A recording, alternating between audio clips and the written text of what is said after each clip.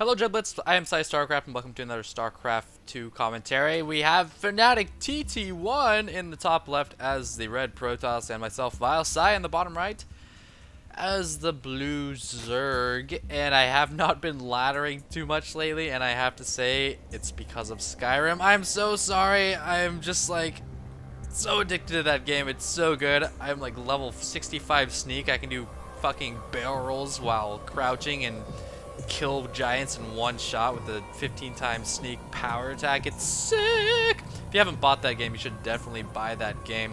But TT1 is part of Fnatic and MSI. I'm not really sure what MSI is. I think that might be their sponsor or something, like MSI Notebooks.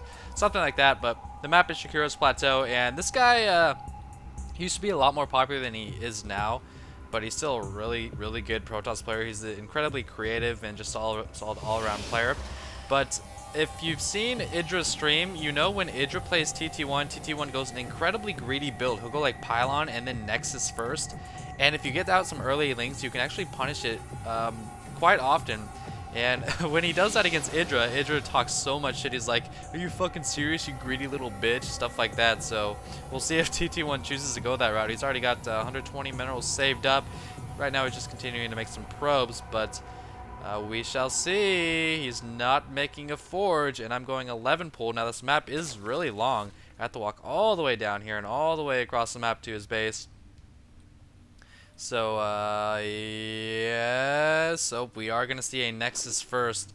So I might be able to punish him a little bit with the initial 4 lings that come out. If you guys don't know what Protoss build I do by now, you guys are missing out, man. Zerg vs Protoss build, because I've mention it like every single time. Some of you are like, "Psy, why don't you do 14 builds?" Well, I'm beating a lot of grandmasters with my 11 pool build, and someone I know who's incredibly good at this game and has killed many Koreans actually showed me this build. So I'm going to continue to use this build. It's working out great for me. It's 11 pool, build up to 15 drones, and you get 4 lings and a queen, and you get a hatchery. Doesn't let your opponent like pylon you out or anything like that, and you can see TT1, oh, he's thinking about the pylon. There's the pylon, and I think this is a waste. I don't know why Protoss players do this. And actually, let's watch the cancel. Does not cancel it. Whoopsie. That was not a good move by TT1. He already lost 100 minerals and a probe. Not only that, he's got 4 lings on the way to his base, and he has no wall off, like, even close to coming. He's got to cancel all of his probes. Look at that. He's not building any probes right now. Trying to save up his money. The 4 is just now finishing. There goes the cannon. Are the lings going to get there in time? Oh! Go! Go! Kill that probe and get in. Oh, no. But TT1 does react in time and gets that final pylon up. And that's kind of unfortunate. If I would have just attacked that probe more adamantly instead of just kind of staying at the pylon, if I would have followed that probe, I don't think he would have been able to build this pylon, and I would have punished the hell out of him. That pylon does go down, so already 2 pylons taken out, and my lings are able to get away. That cannon does force them to retreat, but you know, killing 2 pylons and a probe this early, not too shabby. Of course, TT1 did get that fast Nexus off, so that's kind of unfortunate for me. He's going to have a great economy, but it's not going to be too imbalanced. You can see he's up by 3. That's normal for Zerg at this point in the game. Injects landing, excuse me, like a boss.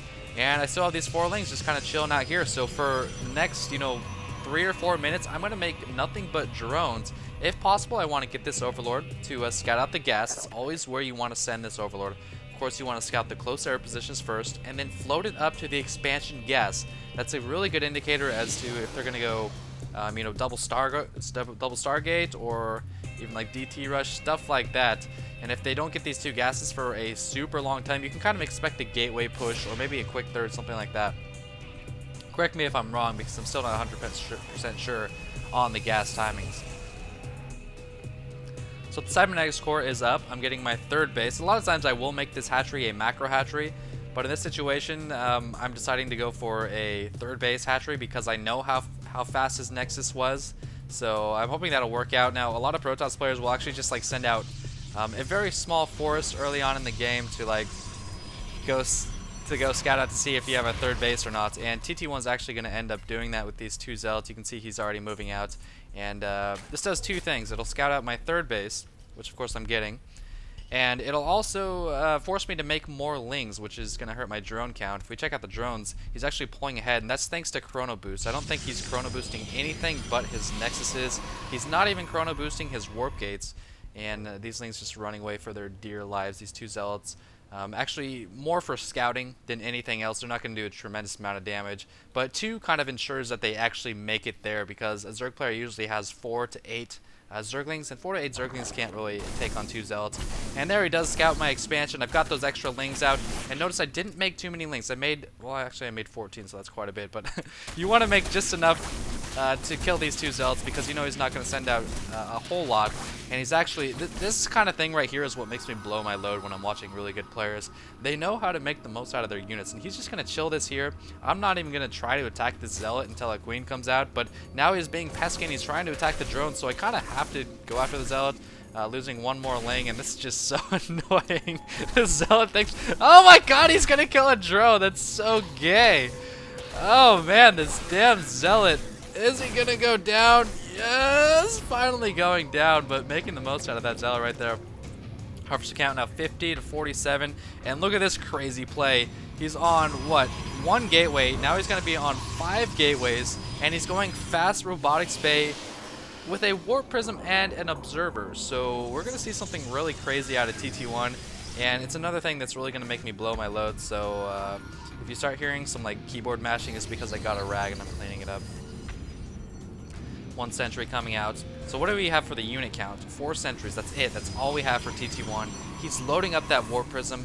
What is he getting with the robotics bay? He's getting Colossus range, so no warp prism speed despite the fast warp prism. I do have the harvester lead, and you gotta remember, man, he may have a few less harvesters than me, only a few less harvesters than me, but mine are distributed at 3 bases, which means longer lasting economy. And also, he's actually oversaturated. 59 is oversaturation on 2 bases. But here come the 4 sentries, a seemingly innocent attack that's not going to do a whole lot. And you know what? This is about the time where I was floating my overlords to this area right here, so I can intercept any kind of air units coming through. And he's going to be dropping these 4 sentries, force fielding off my ramp. And Zai is going to watch in disgust as I have no units that are able to get up this ramp. He's just going to keep on warping in units. These sentries have plenty of energy, and I'm almost able to take out 1 sentry, but he's actually overlapping with force fields pretty badly. He's not timing those out very well. But 40 lings on the way. Normally 40 lings would be just fine. Okay, let's kill all these gateway units, but he's continuing to warp in with the gateways he added on. He's got 5 gateways, and I can't get up. These Zerglings are just struggling to do anything at all. These drones can't really go anywhere, so I'm just going to attack command them into this army. And again, just sentries, non-stop force fielding. He's got, what, 5 more force fields left. Down goes 1 force field. Overlord speed, whoop-de-doo. At least able to run my overlords. Gonna try for a counterattack, but look at this. He's gonna stop the counterattack by getting a Colossus and putting it on the high ground, or at least he tried to. These lings aren't gonna be able to get in anyway, but he's following this up with something. This isn't like an all-in. He's gonna be following it up with Colossi. But it's definitely gonna kill me, as you can probably notice by now. Nothing really threatening to move up this ramp, so he's not going to waste any more force fields. I was going for a Spire if you saw the production tab, but the mutas are going to come a bit too late. There's just not going to be enough. I've got 6 mutas. He can just continue to warp in Stalkers, and I think he might have caught a couple mutas in his sight, and that's why he's making nothing but Stalkers. And that muta almost going down, but I'm just kind of floating around hopelessly, helplessly, can't really do a whole lot. He's moving on to my expansion, killing even more drones. It's now 35 to 66, so despite my early economic advantage, I just rage quit the game there. Despite my early economic advantage, this attack was just, it's very tactical. Let's say that. If it doesn't work, he's really far behind, and it's the kind of thing that works once. You saw I almost got my overlords over here in time to scout it out. I was actually getting overlord speed as well, but he managed to win the game, and force field's OP. So that's going to be it. As always, thanks for watching.